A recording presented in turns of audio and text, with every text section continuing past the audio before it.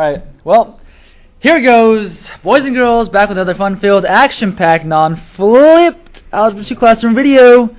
Unit 14, only one more after this. We're getting down to the wire. Unit 14, notes number 1. This unit is going to be about graphing. What does that look on your face? Graphing, rational expressions. If you remember, a rational expression is going to be an expression that can be written as a ratio of two polynomials. That's why it's called rational. You see the word ratio and rational? Yeah, ratio, null. Alright, so just like every function has a parent function, so does the rational function, alright? It is going to be f of x equals 1 over x. Alright, make sure you actually remember the name of the function. A lot of you guys be messing up on the test when it asks for the name of the parent function. You start writing random stuff or start writing equations. The name is the rational function. The parent function is 1 over x. Alright, this can also be called the reciprocal function. Why is that? Because if you take a look at the graph, it's actually two pieces, and they're reciprocals of each other. This shape of the graph is called a hyperbola. Alright, it's a hyperbola. It's not a U shape. It's not a U shape. Like a parabola, it's a hyperbola. Hyperbola. Alright, and it has two separate branches.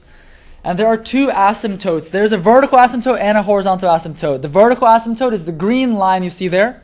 Do you know the equation of that line?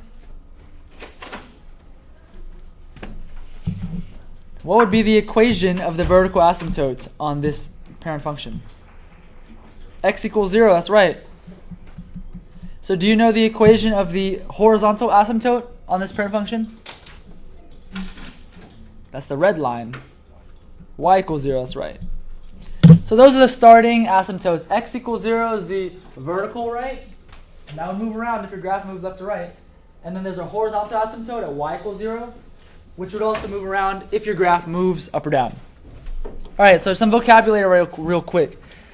A discontinuous function is a function whose graph has one or more graphs or breaks. Okay, so you can think about it as a discontinuous function.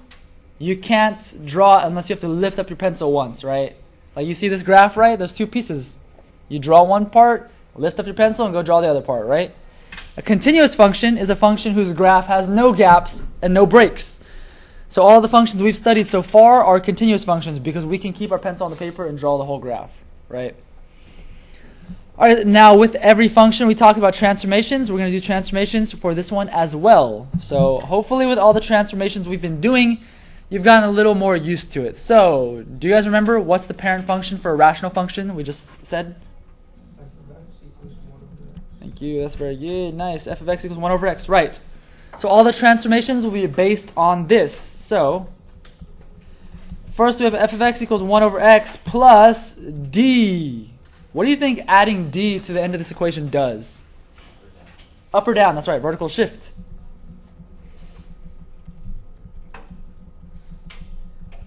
D units.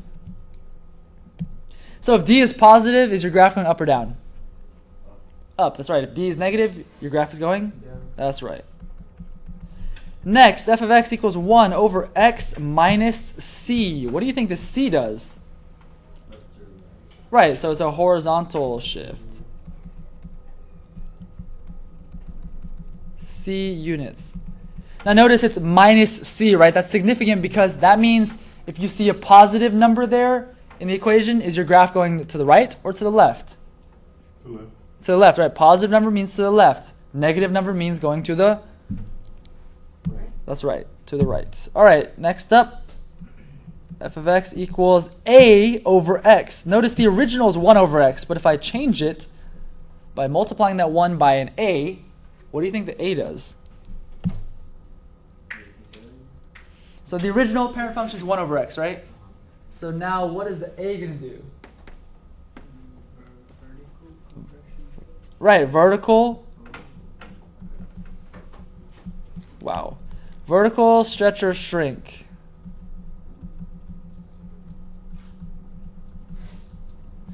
Right, the vertical stretch or shrink, that is what A is. Alright?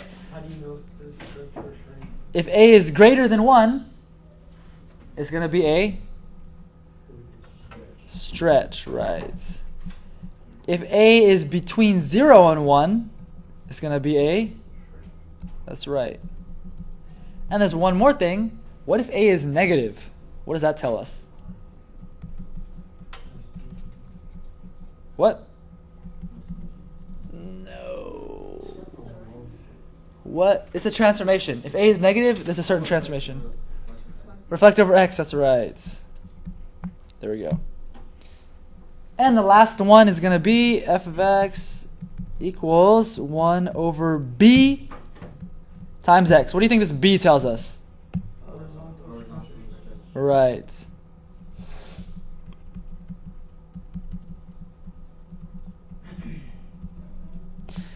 And b is going to be opposite in the sense of, you see a, right? If a is greater than 1, it's a stretch. But remember, horizontal is opposite. So if b is greater than 1, it's going to be a,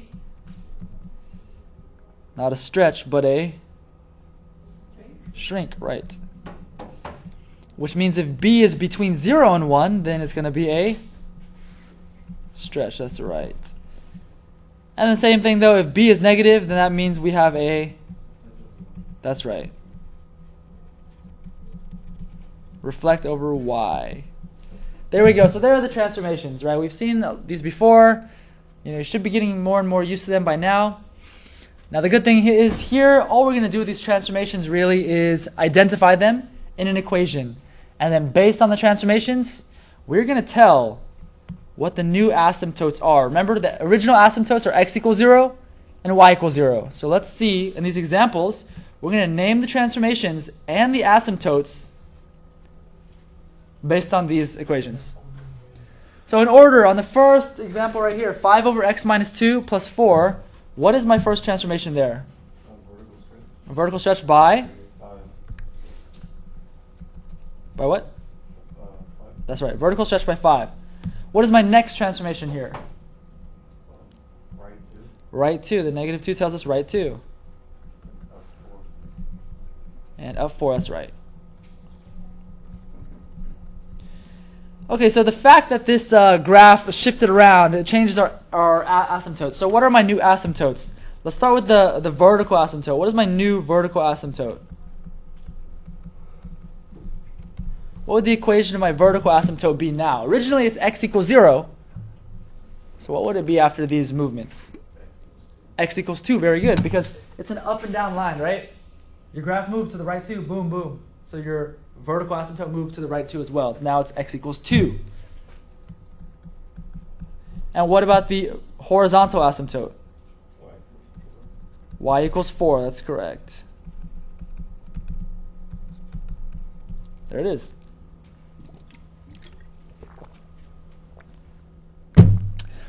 Okay, second question. We've got 4 transformations here. What is the first one? Reflect over x. Yes, notice the top number right here is negative. That tells me reflect over x. What's next? Vertical stretch by 3. All right, what's after that? Left 7. Left 7, very good. Oh, Omar's in the mix. And what's the last one? Down 8, that's right. Now let's do the asymptotes because our graph has shifted around, right? What is my new vertical asymptote? -7. Jeez. X equals -7, that's right. What is my new horizontal asymptote? Yeah, y equals -8. It's down 8, right? All right, let's do the last question on the right. 1 over 2x plus 11. What is my first transformation there? There's only 2.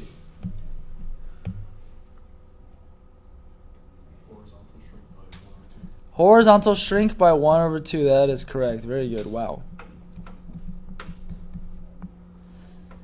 All right, and one more. Up 11. Very good. All right, so what are my asymptotes here? Vertical asymptote is going to be what? X equals 0, right, because it didn't move. And my horizontal asymptote is?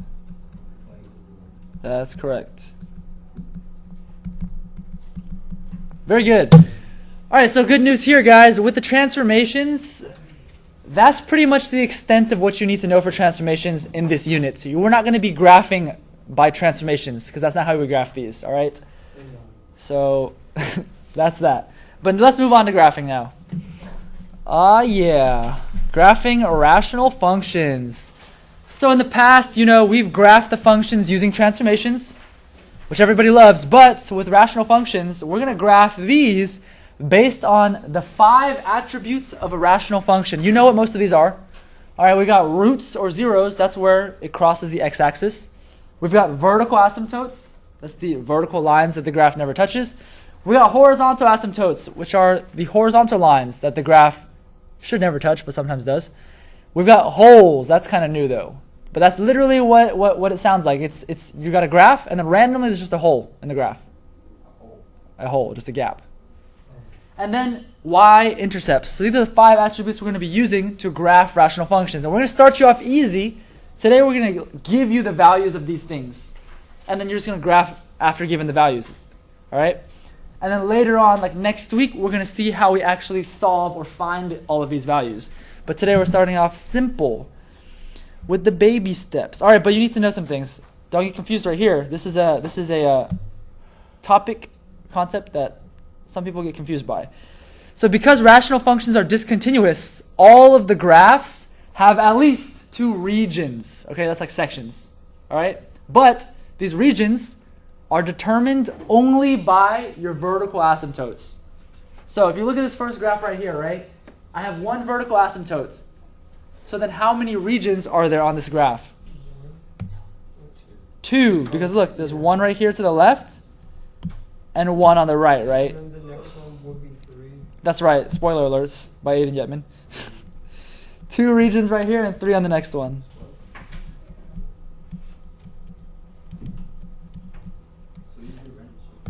No, because look, here's 1 region to the left.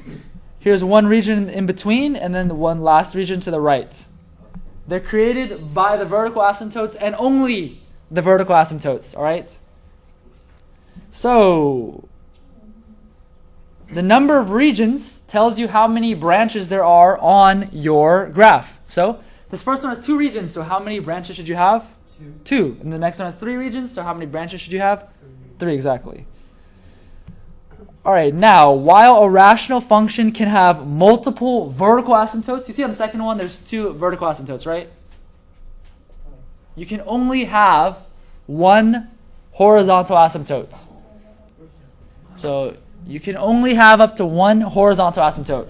All right, and somehow it is possible that your graph actually crosses the horizontal asymptote, but this is important. Your graph is never going to touch the vertical asymptote. Sometimes it actually does cross the horizontal asymptote, but it never crosses the vertical asymptotes. All right? That's why the vertical asymptotes determine the regions, because it never is going to touch those lines.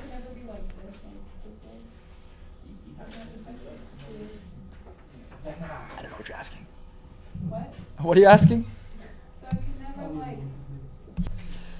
All right. And now here, let's just check to make sure you understand here. Look at these 2 graphs right here. How many regions are in these graphs right here? 2. Why is it 2? Because there's only 1 vertical asymptote. Right, because there's only 1 vertical asymptote. Remember? Yes, remember, that's why I very specifically enunciated vertical asymptotes only. Horizontal ones do not count. So there's only 2 regions. So in each of these, how many branches should I have on my graph? 2, exactly. Because look, here's 1 region. Wow. Okay. Hang on a second. Here's 1 region right there, and here's a region right here. So in each of these regions, there should be 1 curve. Now, what's the point of having a horizontal asymptote then? That shows you where your curve should be. Should it be above the asymptote or below the asymptote? Because general rule is your branches always alternate across the horizontal asymptote in each region. For example, look at our original one up here, right? There's 2 regions split by the vertical asymptote. And you see how our first one's below the horizontal asymptote. Then when I go to the next region, it's above the horizontal asymptote. So that's the general rule about where the branches will be. So for example, right here, let's say my first branch was right here. Where would my second branch have to be? The bottom right, like this.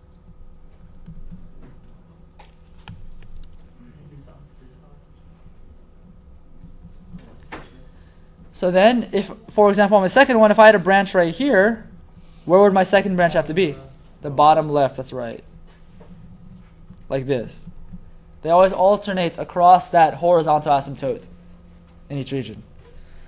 There are special cases where it doesn't, but we'll see those when we get to them.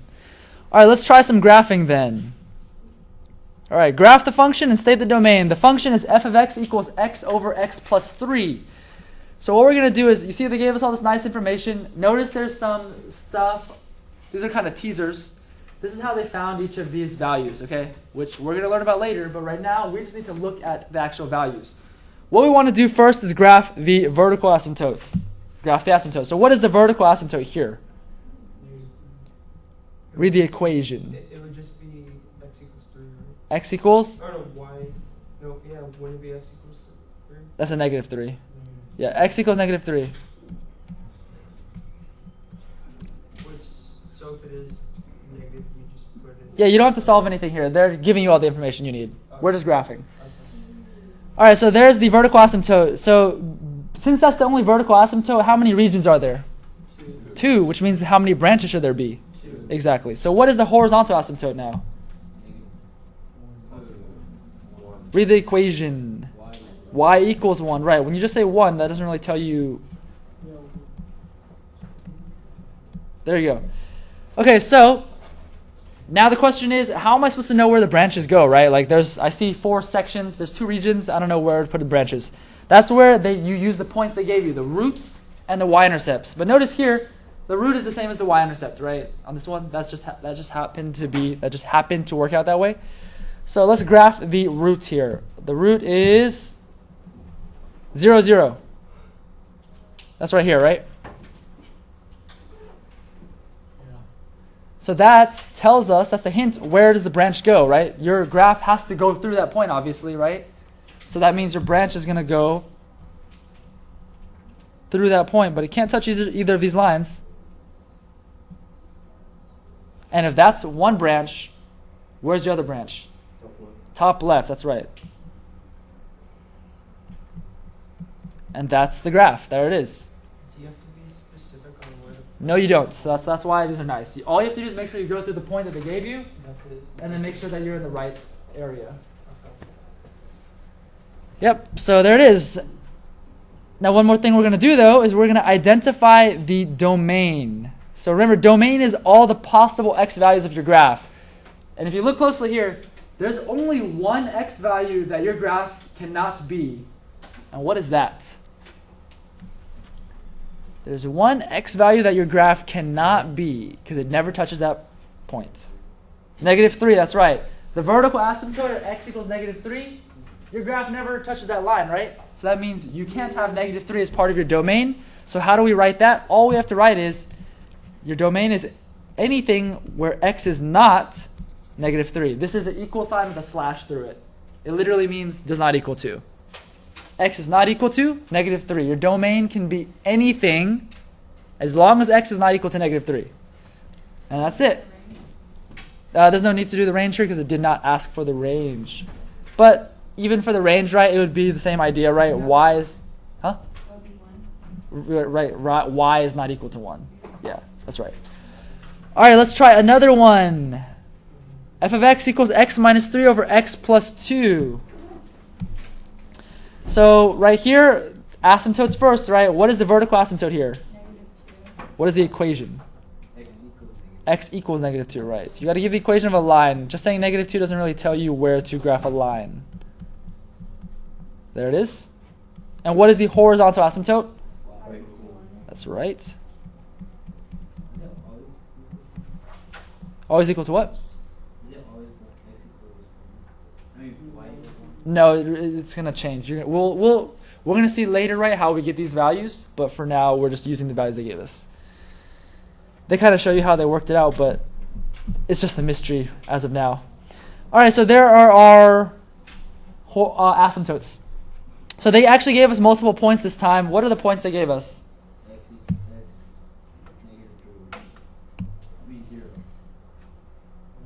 What? The points. 3 zeros, one of the points. Okay, thank you. And what's the other point? 0. Negative 3 over 2, which is 0. Negative 3 over 2 is right here. So, they give us these points right here, right? That's a hint as to where the branch is because your graph has to go through those 2 points, which means your branch, your hyperbola is right here, boom, through those 2 points. Which means your other hyperbola has to be where? Top left, that's right. Boom. And there's the graph. So what is the domain then? X is not equal to negative 2. Very good. Nice. All right. Turn to the last page.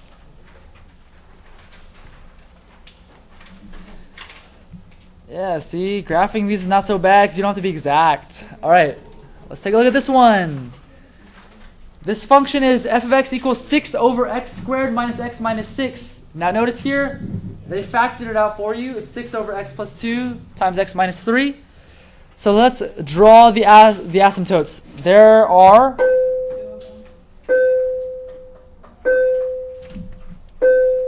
That's right, there's 2 vertical asymptotes. What are they? X equals -2 and then x equals 3. That is correct. So if there are 2 vertical asymptotes, how many regions are there? 3, which means how many branches are there? 3. Exactly. What is the horizontal asymptote?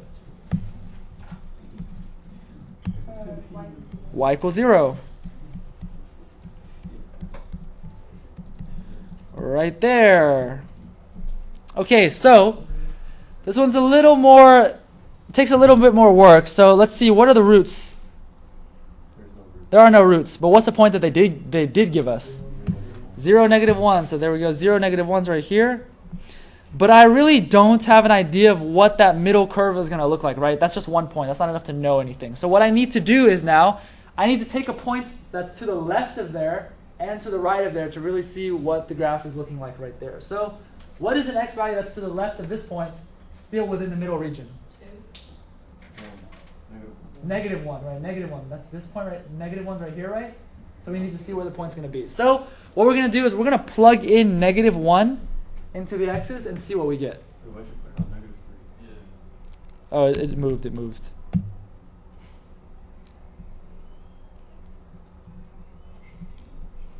See that? See that? You guys see that? Yep. All right. Well, there we go. All right. So we're going to plug in -1 just to see what the value is here. So that's going to give us 6 over -1 plus 2 times -1 minus 3, which is equal to 6 over -4, which is equal to?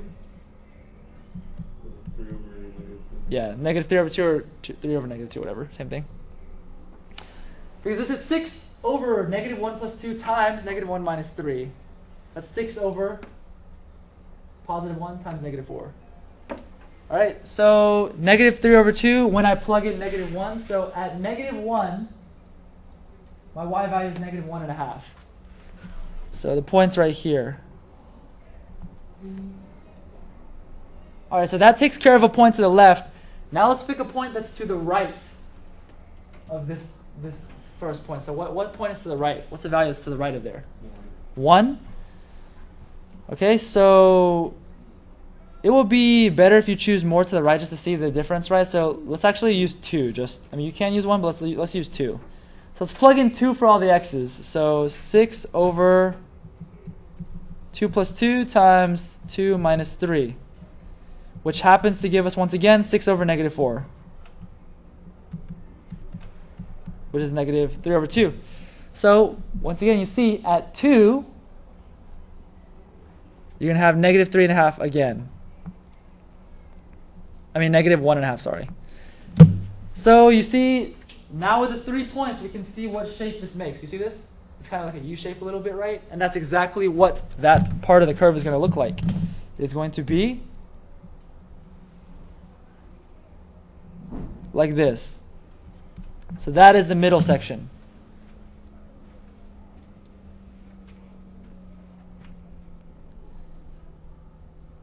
And that's really useful because now we can pretty much finish the graph. Because remember, they're supposed to alternate in each region, right? If this middle region, my graph is in the bottom, looking at the left region, should my graph be in the top or the bottom? The top, right, because it needs to alternate. So on the left, it's going to be over here.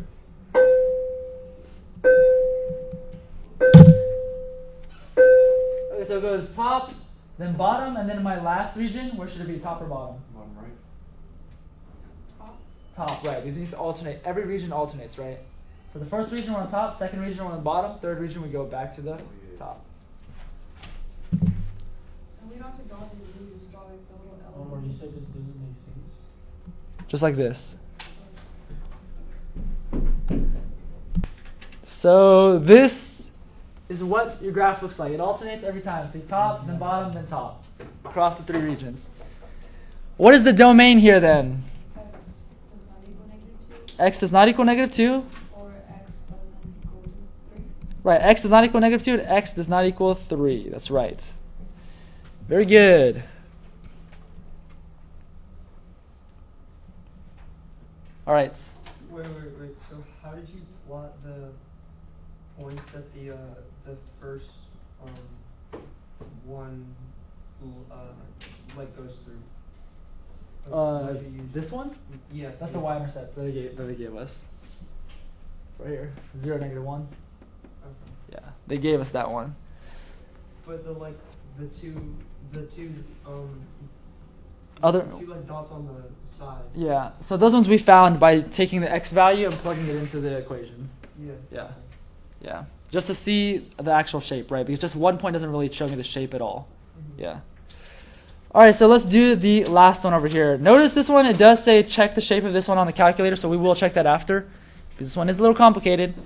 See, the equation is x squared minus 8x plus 12 over x squared minus 3x minus 4. And they factored it out for us. How kinds? X minus 2 times x minus 6 over x plus 4 times x plus 1 times x minus 4.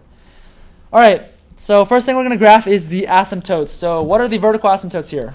X equals negative 1, X equals 4. That's correct. So there are my vertical asymptotes. So there are two vertical asymptotes, so how many regions are there? 3. Right, and how many branches should there be then? 3. Exactly. What is the horizontal asymptote? Y equals 1, like this. Here we go. All right, so let's graph the points that they gave us. What are some of the points they gave us? 2, 0, right? There's a root right there, 2, 0. What else? 6, 0 point right there. And what else? 0, negative 3. 0, negative 3, right? That's the y-intercept. 1, 2, 3 right here. Ugh. All right, now notice right here in the middle section, right? We don't really know what the middle section is going to look like yet, but we have a point to the left. We have a point in the middle, so we should check where the point on the right goes, right? So what's the value, what's the x value of the point to the right of this one? 3. 3. So let's plug in 3 into the x's and see what we get. So the equation is up here. This is the equation. So I'm going to plug in 3 for all the x's. So we're going to have 3 minus 2 times 3 minus 6 over 3 plus 1 times 3 minus 4, which comes out to negative 3 over negative 4, which is just 3 over 4. Wait, so we can plug it into any one because it says it equals to another one. Whoa. I have an X on the left hand, you said you plug it into the X. This one, yeah, you plug it into all the x's. Why do you do it for that one and for the other one?